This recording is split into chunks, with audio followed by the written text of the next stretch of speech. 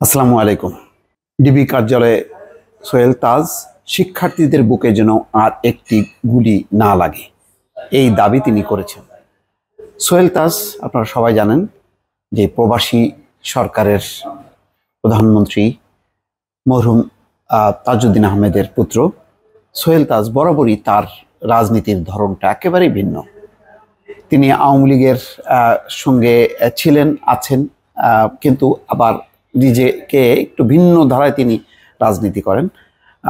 কোনো তার কার্যক্রম, তার বক্তব্য, তার অবস্থানটা আওয়ামী লীগের সঙ্গে মেলে না, কিন্তু তার প্রতি একটি সবারই সহানুভূতি আছে, কেননা তিনি মরহুম তাজউদ্দিনের ছেলে এবং প্রয়াত জোহরা তাজউদ্দিনের সন্তান।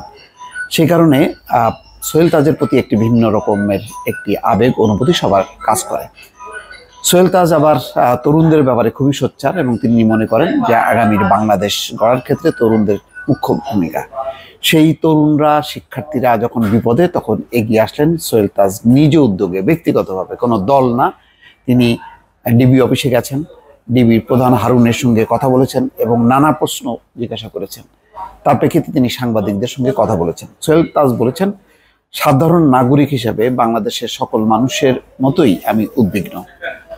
সোনার বাংলাদেশে মেধা দিয়ে যোগ্যতা, চিন্তার স্বাধীনতা থাকবে, যা ক্ষুণ্ণ হচ্ছে। কোটা আন্দোলন নিয়ে অশান্তি পরিস্থিতি বিরাজ করছে, শত শত প্রাণহানিতে ক্ষত তৈরি হয়েছে, বিবেককে নাড়া দিয়েছে, যে কারণে আমি ডিবিতে এসেছি। অর্থাৎ বিবেকের তাড়নায় তিনি ডিবিতে এসেছেন। আন্দোলনকারী শিক্ষার্থীদের আশা না ছাড়ার আহ্বান জানিয়ে তিনি বলেন, তোমাদের ধৈর্য ধরতে হবে, দেশটা তোমাদেরই এই দেশ গড়তে হবে, সুসময় আসবে।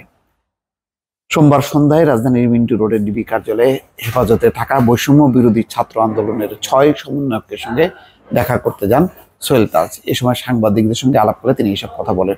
শিক্ষার্থীদের বুকে যেন আর একটি গুলিও না লাগে, সেই আহ্বান জানিয়েছেন সোহেল তাজ। সোহেল তাজ বলেন, আমি গোয়েন্দা বিভাগের প্রধান হারুন রশিদের কাছে প্রশ্ন রেখেছিলাম যে ছাত্র আন্দোলনের 6 সমন্বয়ককে ডিবিতে রাখা হয়েছে গ্রেপ্তার হিসেবে নাকি সেফ কাস্টডি। সেফ কাস্টডি হলে দেখা করতে চাই, আর যদি গ্রেপ্তার হয় তাহলে আমার কোনো প্রশ্ন নেই। জবাবে হারুন রশিদ বলেছেন, 6 সমন্বয়কারী নিরাপত্তা নিয়ে উদ্বিগ্ন ছিল, তাই হেফাজতে আনা হয়েছে। তবে ঊর্ধ্বতন কর্তৃপক্ষের অনুমতি ছাড়া দেখা করতে দেওয়া যাবে না। আমি তখন তাকে বলেছিলাম, 6 সমন্বয়কারী কি আপনার কাছে নিরাপত্তা চেয়েছিল? জবাবে তিনি বলেন, আমরা তাদের মনিটরিং এর মাধ্যমে বুঝতে পেরেছিলাম তারা নিরাপত্তাহীনতায় ভুগছে। 6 সমন্বয়কারীকে কখন সেফ কাস্টডি থেকে মুক্তি দেওয়া হবে প্রশ্নের জবাবে হারুন রশিদ বলেছেন, ঊর্ধ্বতন কর্তৃপক্ষ যখন নির্দেশ দেবে তখনই। অথচ এর আগে কিন্তু ডিবি প্রধান হারুন বলেছিলেন খুব শীঘ্রই তাদেরকে মুক্তি দেওয়া হচ্ছে, কিন্তু এখনো পর্যন্ত মুক্তি দেওয়া হয়নি। এবং দুঃখজনক যে সোহেল তাজ তিনি সাবেক স্বরাষ্ট্র প্রতিমন্ত্রী ছিলেন, এমপি ছিলেন 2 বার, তাজউদ্দিনের পুত্র, তাকেও দেখা করতে দেওয়া হয়নি।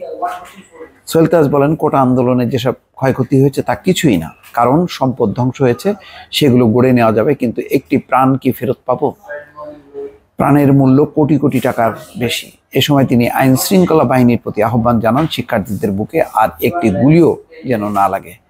তিনি বলেন, প্রতিটি হত্যাকাণ্ড নিরপেক্ষভাবে তদন্ত করতে হবে, কোনোভাবেই বিচার বহির্ভূত হত্যা করা যাবে না, নির্বিচারে গ্রেপ্তার করা থেকে বিরত থাকার আহ্বান জানান সাবেক এই স্বরাষ্ট্র প্রতিমন্ত্রী। দর্শক, বুঝতেই পারছেন সোহেল তাজের যে আহ্বান, যে বক্তব্য, সেটি কিন্তু একদম সম্পূর্ণ ভিন্ন। প্রচলিত ধারার রাজনীতি এবং আওয়ামী লীগ যে রাজনীতি করছে তার থেকে সম্পূর্ণ আলাদা। দর্শক, ভালো থাকবেন। আল্লাহ হাফেজ।